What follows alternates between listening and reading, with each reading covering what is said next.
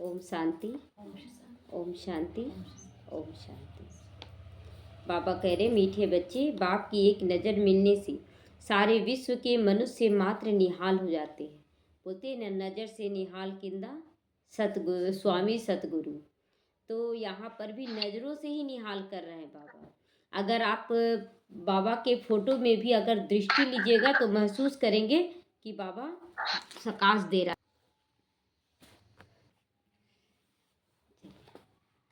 बाबा कहते हैं, बाप की एक नज़र मिलने से पूरे विश्व की मनुष्य मात्र निहाल हो जाते हैं। भगवान की एक नज़र।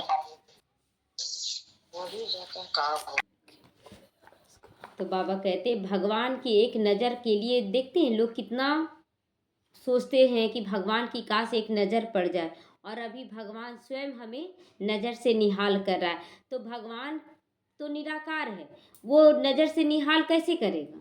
तो वो ब्रह्मा का तन का आधार लेता है। अगर उनके फोटो के पास भी आप बैठते हैं और दृष्टि लेते हैं तो आपको महसूस होगा कि बाबा की किरणें आ रही हैं।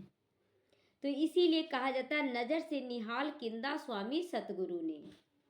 प्रश्न है आज का, तुम बच्चों के दिल में खुशी के नगाड़े बजने चाहिए, क्यों? क्यों खुशी का नगाड़ा बजना चाहिए? हाँ, उत्तर है क्योंकि तुम जानते हो बाबा आया है और सबको साथ ले जाएगा, इस दुख भरी दुनिया से निकाल कर ले जाएगा। अब हम अपने बाप के साथ घर जाएंगे। हाहाकार के बाद जय जयकार होगी। बहुत ज़्यादा हाहाकार, जैसे कि मकान पूरा खराब हो चुका है ना, तो उसको पहले तोड़ते हैं तो कैसे कितना गंदगी फैलता है, कितना आवाज़ करता है तोड़ने में। उसके बाद जब बनना शुरू हो जाता है तो कितना अच्छा आनंद लगता है। उसी तरह हमारे जीवन में उथल पुथल मच जाता है और उसके बाद फिर बाबा उसको सही तरीके से बनाना शुरू करता है। तो हाहाकार के बाद जय जयकार होने वाली है।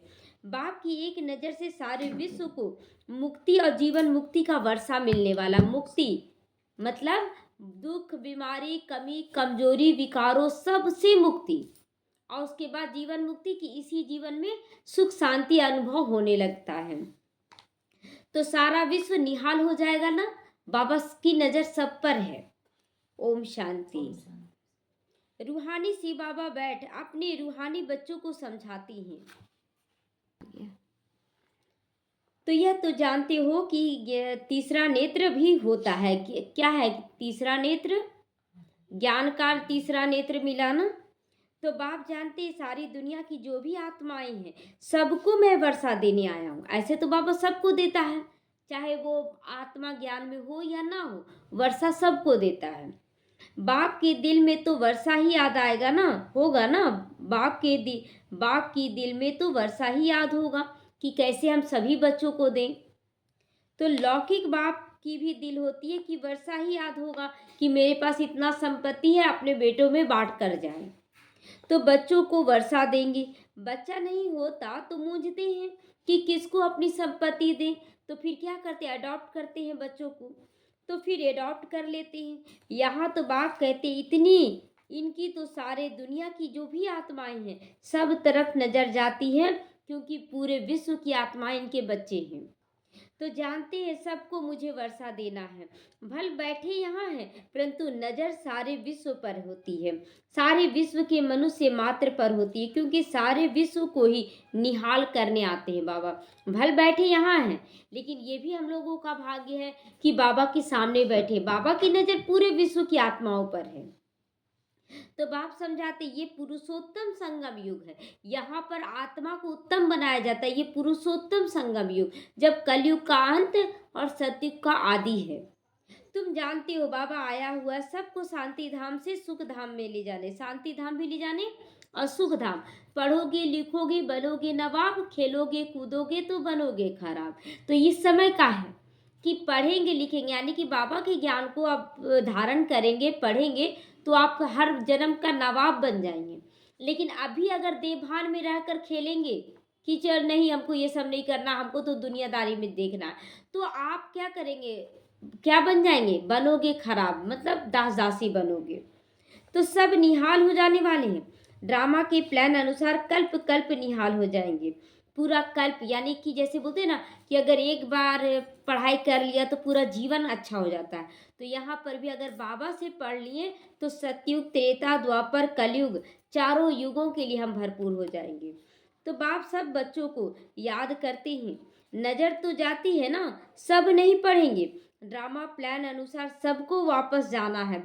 कोई भी यहाँ रहने वाला नहीं है। कलयुग खत्म होगा और बाबा सारे बच्चों को ले जाएगा, टोटल बच्चों को घर परम धाम ले जाएगा।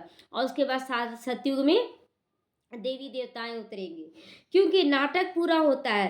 थोड़ा आगे चलेंगे तो खुद भी समझ जाएंगे कि अब विनाश होता है, अब नई दुनिया की स्थापना होनी है। क्योंकि आत्मा तो फिर भी चैतन्य है ना, तो बुद्धि में आएगा बाप आया हुआ है, बाबा तो है, ये महसूसता तो होगा ना सबको कि भगवान आया हुआ है। हर बात में महसूस करेंगे बाबा मेरा साथी बन रहा है। जब बहुत बड़ा मुश्किल है, बाबा को याद किया और ठीक हो गया तो महसूस होता है। तो पैराडाइज स्थापन होगा, ये पैराडाइज यानी स्वर्ग स्थापन होगा। हम शांति धाम में चले जाएंगे। सबकी गति होगी ना, बाकी तुम्हारी सदगति होगी, सबकी गति होगी और हमारी सदगति। सबको बाबा घर ले जाएगा लेकिन हम लोगों को स्वर्ग में भेजेगा। तो अभी बाबा आया हुआ है, हम स्वर्ग में जाएंगे, जय जयकार हो जाएगी। लास्ट में क्या होगा कि आपने भगवान को पहचाना, हम नहीं पहचान पाए। लोग बोलेंगे, लोग रोएंगे कि हम क्यों नहीं कर पाए। तो अभी तो बहुत हाहाकार हो रही है, कहाँ अकाल पड़ रहा, कहाँ लड़ाई चल रही है, कहाँ भूकंप हो रहे। और ये जो साइक्लोन आ रहा है अभी, क्या पहले आता था? अभी फिर से साइक्लोन आया हुआ है, तो कितना चारों तरफ बरसात होगा, कितना बाढ़ ये सब आएगा। पहले ये सब नहीं होता था, अब हो रहा है। तो हजारों मरते रहते हैं, मौत तो होना ही ऐसे भी है, लेकिन इसमें एक साथ बहुत ज़्यादा मरते हैं। सतयुग में बातें होती नहीं, ये सब मौत ये सब नहीं होता है वहाँ। सतयुग में कोई मरता नहीं है। अभी मरने का मतलब क्या हुआ कि अचानक मृत्यु, जिसका कोई पता ही ना हो, वैसी मृत्यु को मृत्यु कहा जाता है। तो बाप जानते हैं जब मैं आता हूँ, अब मैं आता हूँ तो सारे विश्व में जय जयकार हो जाएगी। अब मैं जाता हूँ तो फिर सारे विश्व में जय जयकार हो जाएगी। मैं भारत में ही आऊँगा, बाबा भारत में ही आते हैं। सारे विश्व में भारत जैसे गांव है, भारत जैसे गांव है ना, अभी एक छोटा सा गांव कैसा लगता है, तो पूरा विश्व में एक छोटा सा भारत रहेगा। भारत में भी एक दिल्ली रहेगा, दिल्ली में भी एक छोटा सा एरिया रहेगा, तो एक गांव ही हो गया ना।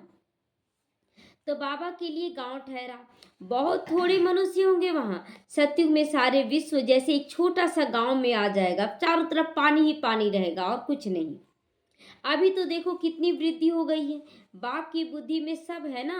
अब इस शरीर द्वारा बच्चों को बाबा समझा रहे हैं। किस शरीर द्वारा? ब्रह्मा बाबा के शरीर द्वारा।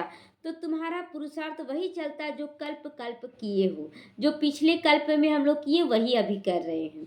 बाप भी कल्प वृक्ष का बीज रूप है। यह है कारपोरियल झाड़। कारपोरियल माना जो दिखता नहीं है झाड़, लेकिन है तो झाड़ ना। जैसे पेड़ बीज लगाते हैं तो बीज से कितना बड़ा पेड़ तैयार हो जाता है। तो एक ब्रह्मा बाबा से आज पूरी दुनिया कितना बड़ा हो गया। अब फिर एक ब्रह्मा बाबा से फिर से नया बीज लगाया जा रहा। शिव बाबा एक नया बीजारोपण किया और अभी देखिए ब्राह्मण परिवार तैयार हो रहा है। तो ऊपर में इनकॉर्पोरियल झाड़ जाता है। तुम जानती हो यह कैसे बना हुआ है। यह मनुष्य समझ और कोई मनुष्य में नहीं है। बाहर वाले मनुष्य ये सब नहीं समझेंगे कि ये झाड़ है पूरा मनुष्य सृष्टि का। बेसमझ और समझदारों का फर्क देखो कैसा है। समझदार पुरुषार्थ करेंगे, बाबा से योग लगाएंगे, और बेसमझ वो दुनियादारी में फंस जाएंगे। तो कहाँ समझदार स्वर्ग में राज्य करते थे, उनको कहा जाता है सचखंड हेवन। तो उस समय हम समझदार थे जब हम देवी देवता के रूप में राज्य करते थे। अभी बेसमझ हो गए और फिर से बाबा समझदार बना रहा है। अभी तुम बच्चों को अंदर में बड़ी खुशी होनी चाहिए, बाबा आया हुआ है। यह पुरानी दुनिया जरूर बदलेगी। जितना जितना पुरुषार्थ करोगे उतना पद पाओगे, जितना पढ़ोगे लिखोगे धारण करोगे उतना ऊंचा पद पाओगे। बाप तो पढ़ा रहे हैं, यह तुम्हारी स्कूल है तो वृद्धि को पाती रहेगी। बाबा क्लियर कर रहा कि ये स्कूल है, एक बच्चा दो बच्चा रोज एडमिशन लेगा और पढ़ता रहेगा। बहुत हो जाएंगे, सबका स्कूल इकट्ठा होगा थोड़ा ही होगा। अब एक ही स्कूल में तो सारे जगह के बच्चे नहीं आ पाएंगे, तो इसीलिए जगह जगह ये स्कूल आज तो पूरे विश्व में खुल रहा है जगह जगह। इतने रहेंगे कहाँ, तुम बच्चों को याद है अभी हम जाते हैं सुखधाम, जैसे कोई भी विलायत जाते हैं तो 8-10 साल जाकर रहते हैं ना, फिर आते हैं भारत में। तो भारत तो गरीब हुआ ना, भारत के लोग आज जा रहे विदेश कमाने, क्यों? भारत गरीब हो गया और बाहर वाले यहाँ से लूट कर ले गए, तब जाके अमीर बने, लेकिन यहाँ के लोग अभी गरीब बन गए। तो विलायत वालों को यहाँ सुख नहीं आएगा, क्योंकि यहाँ तो खत्म हो गया सब चीज। वैसे तुम बच्चों को अब यहाँ सुख नहीं है, यहाँ से खत्म हो गया, सारा रावण हम लोगों से छीन लिया है। अब इस भारत में सुख है तो कहाँ जाना है? अब इस भारत को छोड़कर जाना है हमें। तो तुम जानते हो हम बहुत ऊंची पढ़ाई पढ़ रहे हैं, जिससे हम स्वर्ग के मालिक देवता बनते हैं। तो स्वर्ग में जाना अच्छा है कि इस भारत में रहना? तो पुरुषार्थ करना है, तो वहाँ कितने सुख होंगे, उस सुख को सभी याद करते आज भी, बोलते ना हमारे लिए स्वर्ग है। तो स्वर्ग है लेकिन स्वर्ग नहीं है, बस स्वर्ग जैसा महसूस करते थोड़ा सा, लेकिन नहीं है स्वर्ग।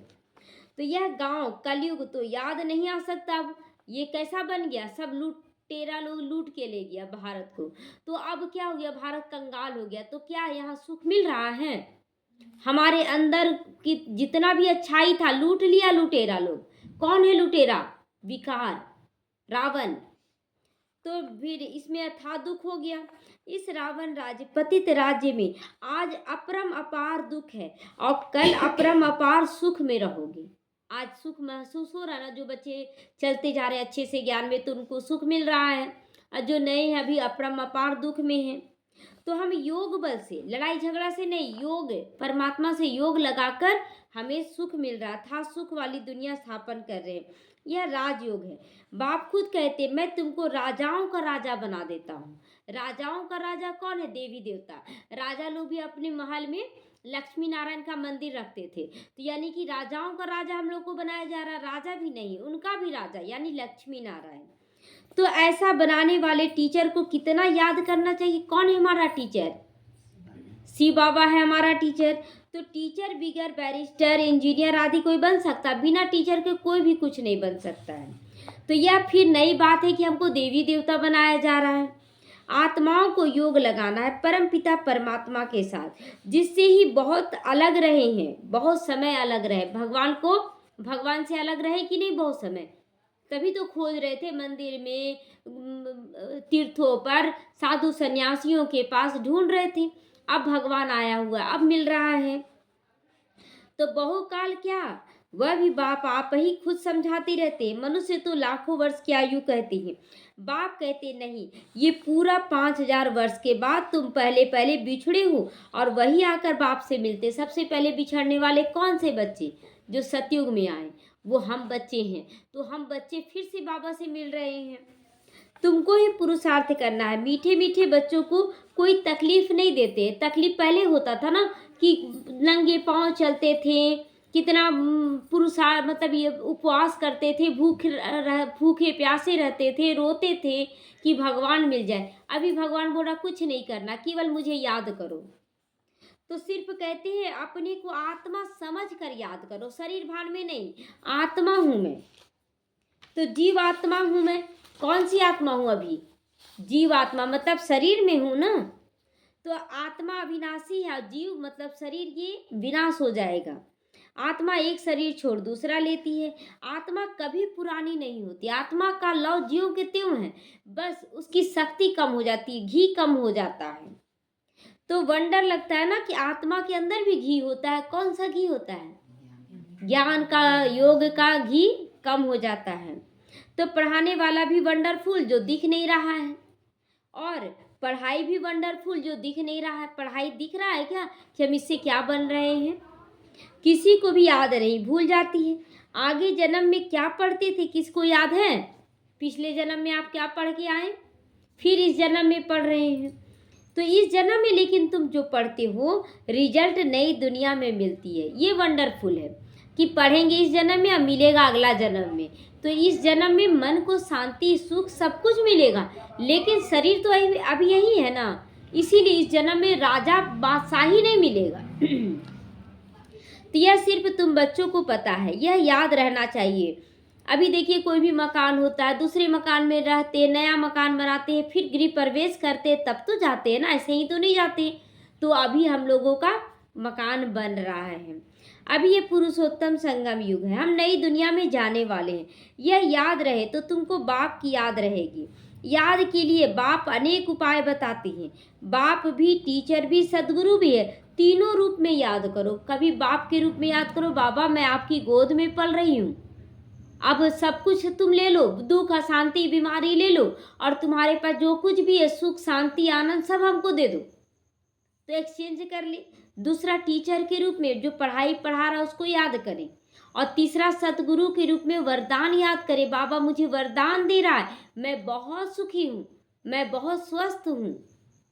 तो तीनों रूप में याद करो। कितनी युक्तियां दे रहे हैं ना याद करने की बाबा, परंतु माया फिर भुला देती है। जाते हैं लौकिक परिवार में तो भूल जाते हैं बाबा को। बाप जो नई दुनिया स्थापन करते हैं, बाप ने बताया ये पुरुषोत्तम संगम युग है, यह याद करो। तो फिर याद क्यों नहीं कर सकते हो? देखिए कोई नया घर हुआ हमारा तो याद रहता है कि नहीं, ये मेरा घर है, ये मेरा जमीन है। तो बाबा कहता वर्षा याद करो, तो बाप भी याद आ जाएगा। तो युक्तियां बताते हैं याद की, फिर साथ साथ कहते हैं माया बड़ी दुस्तर है ना, तुमको भुला देती है। माया भुला देती है बाबा की याद, तो घड़ी घड़ी तुमको भुलाएगी और दे अभिमानी बना देगी। इसीलिए जितना हो सके आत्मा समझो, मैं आत्मा हूँ, और बाप को याद करो। उठते बैठते चलते फिरते देह के बदले अपने को देही समझो कि मैं शरीर नहीं, मैं आत्मा हूँ, इस शरीर में बैठी हूँ। यह है मेहनत, यही मेहनत करनी है, अभी निकलना है इस मेहनत। बाबा कहता देह भान से निकलना है। नॉलेज तो बहुत सहज है, सब बच्चे कहते याद नहीं ठहरती बाबा। ज्ञान तो जैसे 1 घंटा रोज सुन लेंगे, अब याद करना तो आपका काम है ना। घर में तुम बाप को याद करते हो, माया फिर अपनी तरफ खींच लेती है। इस पर ही खेल बना हुआ है। तुम भी समझते हो हमारा बुद्धि योग जो बाप के साथ पढ़ाई की सब्जेक्ट में होना चाहिए वह नहीं रहता है घर पर। भूल जाते हो घर जाते हो तो, परंतु तुम्हें भूलना नहीं चाहिए, इसीलिए विघन आएगा। जब आप भूलेंगे तो विघन आ जाएगा। हर वक्त समझे मैं आत्मा हूँ, मुझे सबके साथ अच्छा करना है, अच्छा बोलना है। वास्तव में इन चित्रों की भी दरकार नहीं, परंतु पढ़ाने समय कुछ तो आगे चाहिए ना। पढ़ाने समय कुछ तो आगे चाहिए ना। कितने चित्र बनते रहते हैं। आज जो भी चित्र बाबा बनवाया, तो चित्र दिखाने से, जैसे कि सेव है तो सेव बच्चों को कैसे समझ में आए, देखो बेटा ये सेव है, पिक्चर दिखाते, उसका तस्वीर दिखाते हैं। तो उसी तरह बाबा भी तस्वीर दिखाता कि देखो ऐसे आत्मा है और आत्मा समझना है तुमको। पांडव गवर्नमेंट के प्लान देखो कैसे हैं, उस गवर्नमेंट के प्लान हैं।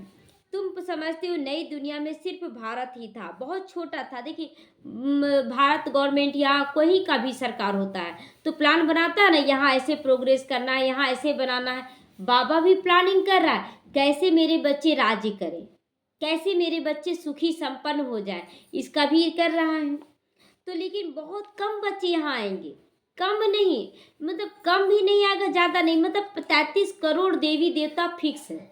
बाकी अन्य आत्माओं को भी वर्षा मिलेगा, लेकिन जो 33 करोड़ को मिलेगा वो अन्य आत्माओं को नहीं मिलेगा।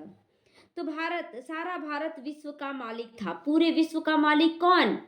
भारत था। इसीलिए युद्ध भी लगता है तो बोलते हैं महाभारत युद्ध, क्योंकि भारत ही है उससे बट गया। तो भारत माँ बाप हुआ। जैसे एक माँ बाप है, कितना भी बच्चा बढ़ जाए, कोई टाइटल देखते नहीं, एक ही माँ बाप का बच्चा, कोई गुप्ता टाइटल रख रहा है, कोई श्रीवाह कुछ रख लेता है, अलग अलग टाइटल रख लिया, लेकिन नाम तो एक ही माँ बाप का लेता है। उसी तरह भारत माँ बाप है तो एवरीथिंग न्यू हो जाता है। दुनिया तो एक ही है, एक्टर भी वही है, चक्र फिरता जाता है। मतलब यही कलयुग और सतयुग में बदल जाएगा, संस्कार बदल जाएगा। तुम गिनती करेंगे, इतने सेकंड, इतने घंटे, इतने दिन, वर्ष पूरे हुए, चक्र फिरता रहेगा। मतलब चक्र रुकेगा नहीं। आप गिनती भी करते हो, कलयुग अब इतना साल बचा, इतना, वो निकल रहा है, बस अपना पुरुषार्थ करना है। आजकल करते करते 5000 साल पूरे हो गए। तो बाबा कहता देखो आजकल करते करते पूरा 5000 वर्ष हो गया। सब सीन सीनरी खेल पाल होते आते हैं। कितना बड़ा बेहद का झाड़ हो गया। सतयुग में कितनी आत्माएं त्रेता युग में कितनी बढ़ गई, फिर द्वापर युग आया, त्रेता युग, सतयुग, त्रेता, द्वापर, अब कलयुग भी लास्ट हो रहा है, अब फिर से सतयुग स्टार्ट हो रहा है। तो झाड़ के पत्ते तो गिन नहीं सकते हो ना, अब कितनी सारी आत्माएं हो गई, कितना काउंट करेंगे पूरे। तो लगभग बताया जाता है एवरेज कि 850 करोड़ जनसंख्या है पूरे विश्व का। तो यह झाड़ है, इसका फाउंडेशन देवी देवता धर्म है। फिर यह 3 ट्यूब धर्म निकले हैं। कौन सा 3 ट्यूब? देवी देवता क्या हो गया, जड़ हो गया, और ऊपर में क्या, कौन सा 3 ट्यूब? इस्लाम, बौद्धि और क्रिश्चियन। 3 धर्म और निकले, मुख्य यही 4 धर्म है, मुख्य ऐसे देवी देवता धर्म है, उसके बाद ये तीनों निकले हैं।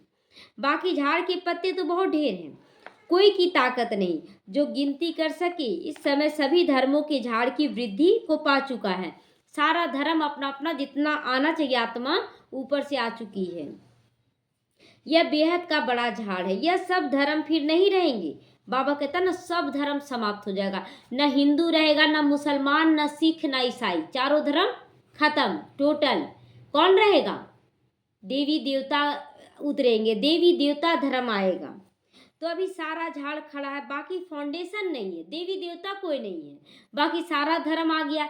देवी देवता का संस्कार नहीं होने के कारण कोई हिंदू बन गए हैं, लेकिन वही फिर देवी देवता बनेंगे।